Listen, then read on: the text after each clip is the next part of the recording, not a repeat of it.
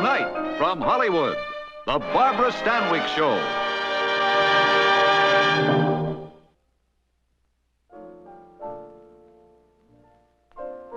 Good evening. Tonight, your gas company Playhouse presents a tale of torment, obsession, and guilt, written by A.I. Bizarrides and directed by Jacques Tourneur. Guest stars Dan Duryea and Joan Blondell appear with me in the dark and mysterious melodrama with overtones of the supernatural. It's a strange story, and I think you will find as much excitement in watching it as we did in making it. And now, in just 60 seconds, the first act of Sign of the Zodiac.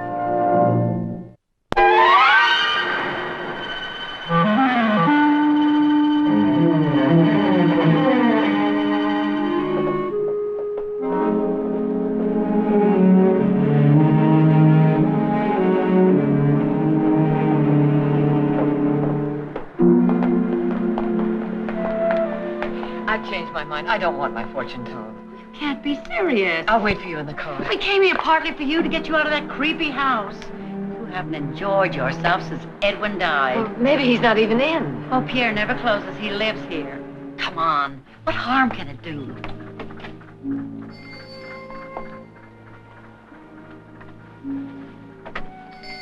What month were you born? August the 6th, wasn't it? That's Leo the Lion. I'm Sagittarius the Archer for December. You don't believe in all this nonsense. Of course, don't you? Good afternoon, ladies. Well, you don't remember me, but... But of course I remember you. Your name is, Helen. No, Helene. Helene, Terry. How are you, my dear Miss Terry? Oh, isn't he wonderful? This is Mrs... Please, don't tell me her name. I prefer to get acquainted with you in my own fashion. If you'll excuse me, I'm just finishing up with a client. I'll get rid of her quickly. Imagine, after 3 years, he remembers me. Oh, they're just a bunch of phonies. Tomorrow is a wonderful day for Pisces people, but today they must be extremely careful. That means you, Miss Watson. Bye.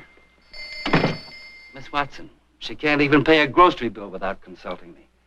Ladies? You've come to inquire into the future? Her future. I just came for the ride. Uh-huh. Well, now, Miss, don't tell me your name. Sit here, if you will.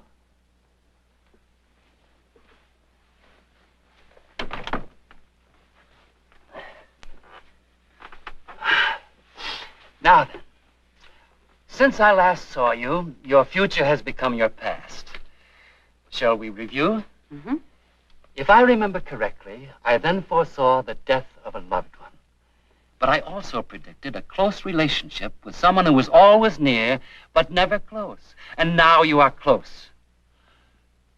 Good. And now for what still lies ahead. Shall we start with the cards? All right.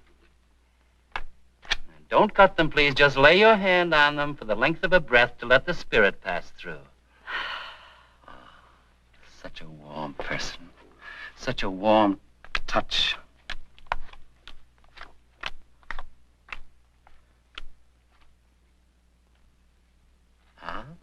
Here's one for you. A 7 of diamonds. What does it mean? May I have your hand, please? Oh, I remember this hand. I remember everything that's in it. Now for the glass. Shall we see what it has to say as well? Mm-hmm. Oh, good. Very good. I'm so happy for you. You have a wish, and your wish will be granted. You've not been happy, but you will be very happy.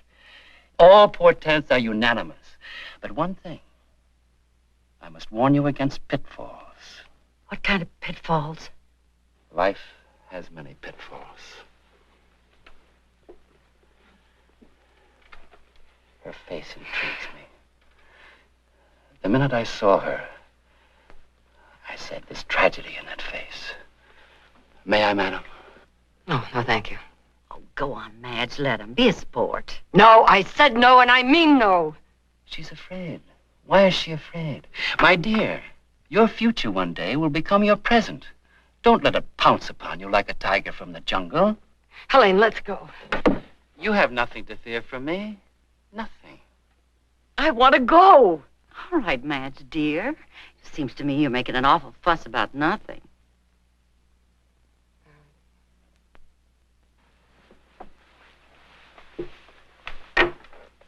It's a little like going in swimming, isn't it? How cold the water is at first. May I have your hand, please? What is it? Feel my hand. Oh, it's ice cold. The instant I touched her, it passed from her to me, like a foreboding chill. Madge, you can't go now. Shall we look into the glass?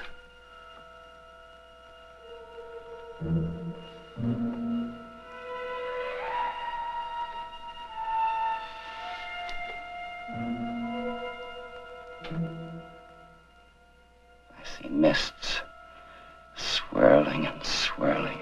That's ridiculous. How can you see anything in that glass? It's ridiculous. Absolutely ridiculous. Someone is trying to come through. Recently, you had a death in your family. Of course, your husband and your brother. She's the one who was near, but never close. And the death of your brother has brought you together. If you have some object of his that I could hold, something permeated with his spirit, perhaps I could dissolve the mists and break down the barrier that keeps him from joining us. You have something of Edwin's? No, I didn't come here to play games. Anyone can see he's just a fake. Mrs. Terry, when Miss Terry makes light of my profession, I'm not offended. But your open effrontery is another matter. I practice an art which has much potential for good and evil, and I will prove it to you. Your name was Colleen Owens. You were named after a dear friend of your mother's who died before you were born. Later on, when you grew up, it was not to your liking that you were named after someone deceased. So you gave yourself a new name, Madge.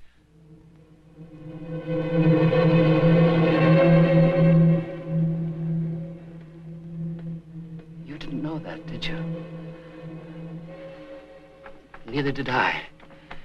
Till just this moment. Now, this object of your husband's. No. Before you open it, shall I tell you what it contains? Aside from the usual feminine things, I see a letter from Connaught and Evers, attorneys. It is addressed to you, Mrs. Edwin Terry. It is signed Louis Connaught.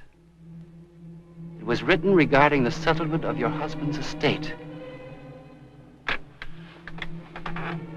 There's been some delay.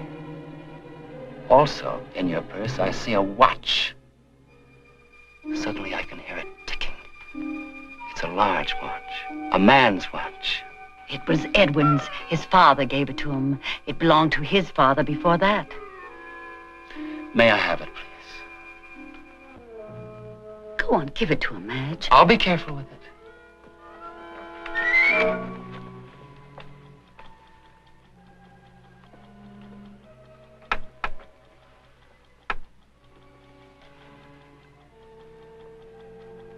How loudly and firmly it ticks. Like a heart beating in my hand. Edwin wound it very carefully every night. He had a premonition that if it stopped, he'd die. But your brother is alive, don't you see? As long as the watch runs, he's alive. Spiritually, of course, I mean.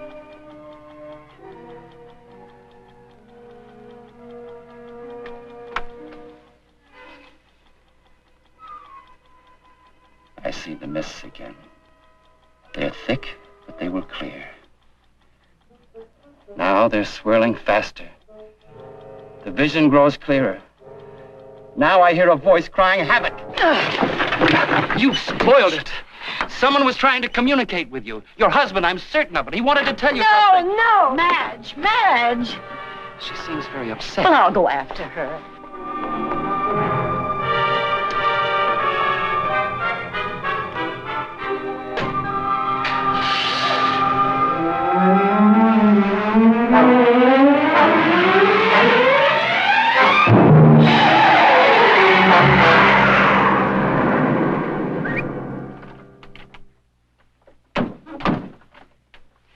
Elsie, did Mrs. Terry come in yet? Yes, she's up in her room. Thanks. Let me in, Madge. Madge, let me in, please.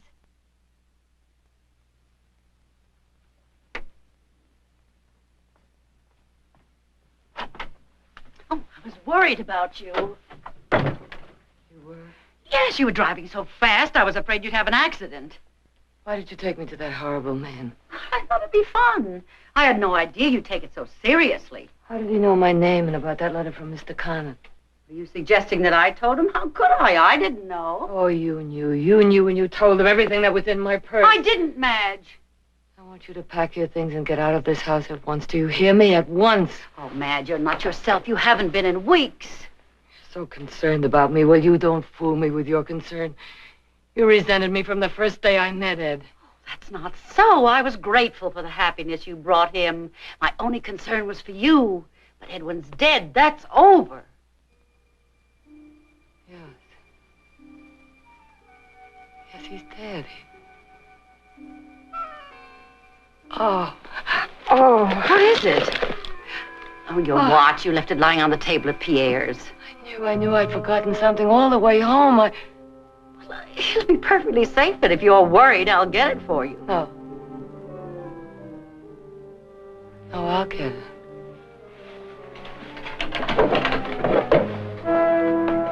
Madge, no! Madge, that's a gun! What are you gonna do?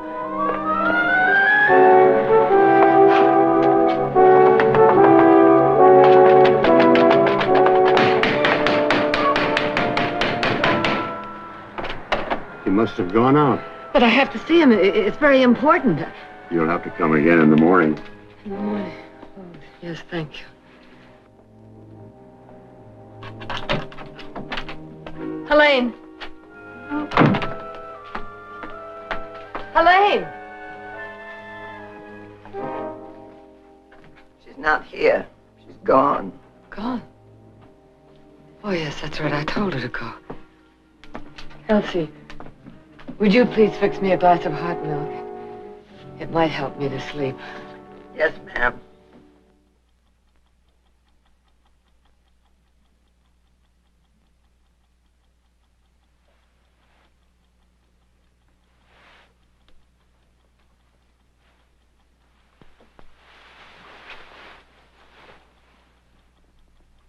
Ed. Ed.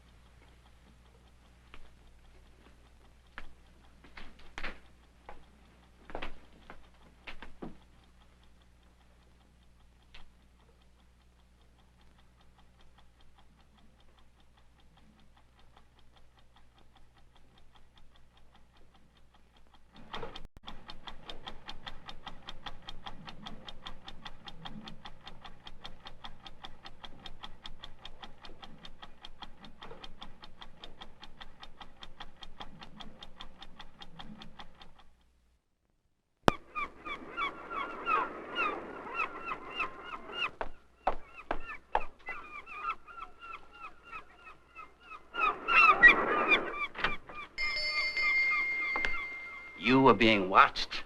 You didn't know you were being watched, did you? I saw you from my window. They tell me that gulls are the spirits of the dear departed. Sometimes I wonder what they're saying. Come in. Come in.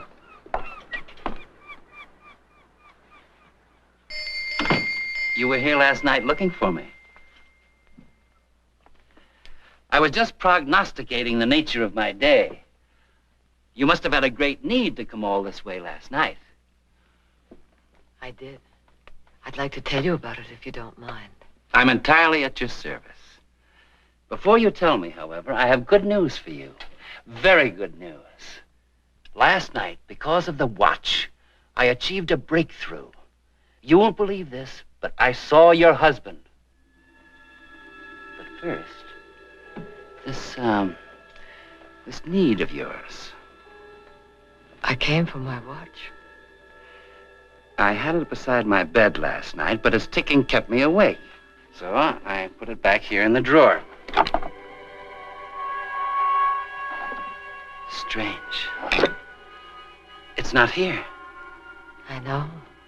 That's what I wanted to talk to you about. It was returned to me last night. Returned? I'm afraid I don't understand. What time was it returned? About 3 o'clock, a little after. That was the time I saw your husband.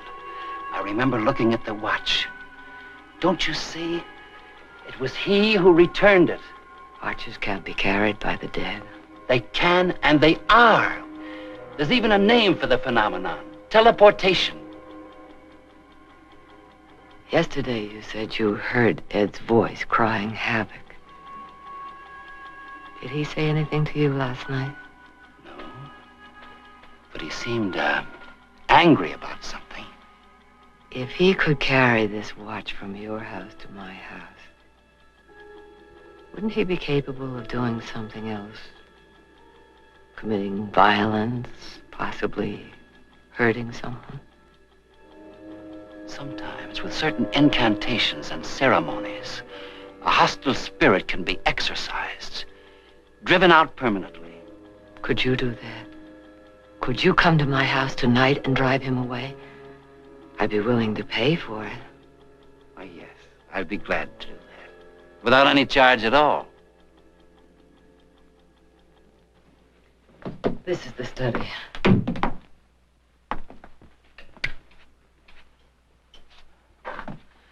Powerful forces of evil fill this house. How long did you say your husband lived here? He was born here. His father before him. Oh, that'll be more difficult than I realized. If his family has been in this house all these years, he'll keep coming back. Tell me, why would he be angry with you? I didn't love him. I married him for his money. He was an old man, quite old. I was certain he would die soon. And when he didn't, you wished for his death. My dear Madge, it's a common thing to wish for the death of one whose presence has become appalling. Oh, I did more than wish for his death, much more. I killed him. Well, why do you share this terrible secret with me? You know, you've known all the time. You had a sweet racket, didn't you? People come to you with their secrets and then you blackmail them for all it's worth. Only this time you're not going to get away with it. I admire you. I really do admire you. How clever you are. You'll kill me, call the police, and claim that I tried to blackmail you. We had an argument and you defended yourself. A charming woman like you, you're bound to be believed.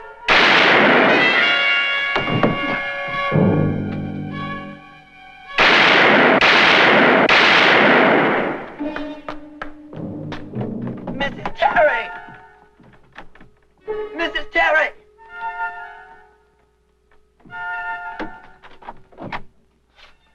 Mrs. Terry, there were shots. Yes, I killed a man. He threatened me. He became violent. I had...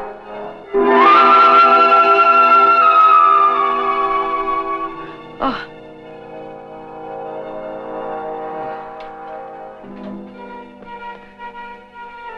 I have to find him. I have to find him.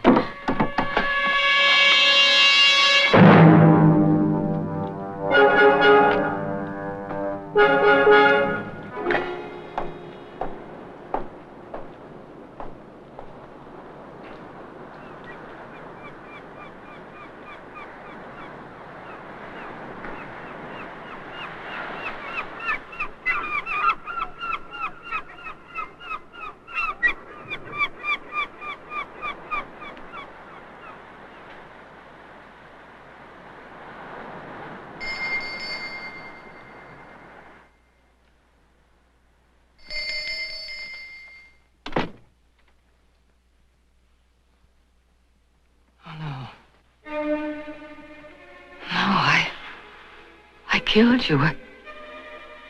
I killed you. You're dead. It's all right, Lieutenant. Miss Terry pulled his fangs. It's loaded with blanks, so right now I'd be dead. No! Please let her go! It was you. You told him everything that was in my purse and about the letter. You got Elsie to lie for you. You didn't move out. You hid in the house. You waited till I was asleep. You put the watch in my room. No. You did.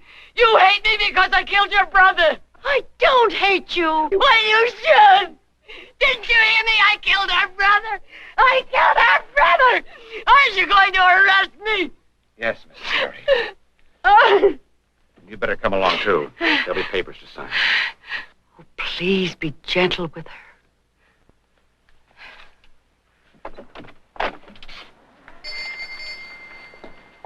Let's go. Shh. They're saying something. What? What are they saying?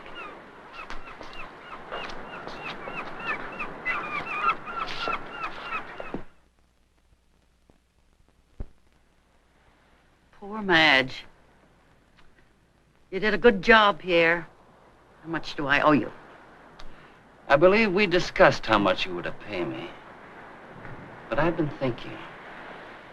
I've decided you don't owe me a penny. Not a penny. Oh? There's something I've been wondering about, though. Something odd. You don't mind if I ask. Did Madge really kill her husband? You heard what she said. Yes, I know. She said she killed him. And I think she believes she really did. But, just between the two of us, she didn't kill him, did she? You see, I'm not a man without scruple. When you employed me to help bring a murderess to justice, I did a little investigating on my own.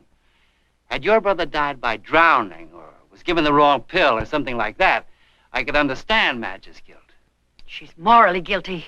He had a stroke. She didn't call the doctor. She let him die. Your brother suffered a massive brain hemorrhage. He died instantly. She could have called 10 doctors and nothing would have saved him. Nothing. She married Edwin for his money. Yes, I know. And he married her for love. They made a bargain. How long has your brother been dead now? More than a year, isn't it? It took all that time for you to cast a spell over Madge, to break her mind, to convince her that she was guilty. How could I possibly do a thing like that? Oh, witches are not always old hags who ride around on broomsticks. Some are sweet-faced women who speak with loving words. I've got to go. They're waiting for me at the police station. Oh, yes. You're in a great hurry, aren't you? To sign the papers that will commit your poor Madge to an institution. She's out of her mind. That was your doing. You were against the marriage from the start. Your brother knew that. That's why he cut you out of his will and left everything to Madge. You were dependent on her charity. You're talking nonsense. You better look in your crystal ball again. I have. You know what I found? This woman who trusted you, who loved you, who believed that you loved her, she's gonna get well. I'm gonna help her get well. And when she does, you won't even have her charity. Now, you may go.